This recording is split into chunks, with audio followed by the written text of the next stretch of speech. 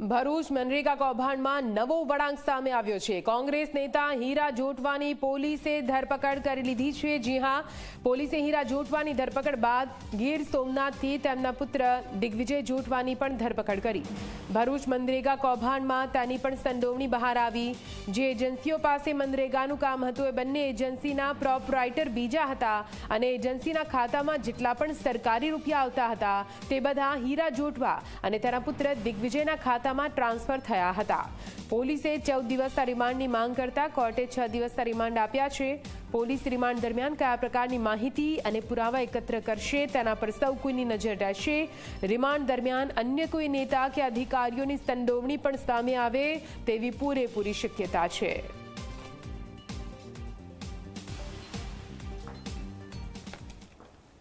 ડિટેલમાં જતા ખબર પડી કે બે એજન્સીને આ કોન્ટ્રાક્ટ મળ્યો હતો, મુરલીધર એજન્સી અને જલારામ એજન્સી। આ બંને એજન્સીઓને મટીરિયલ સપ્લાય કરવાનું હતું અને કામ પૂરું કરવાનું હતું।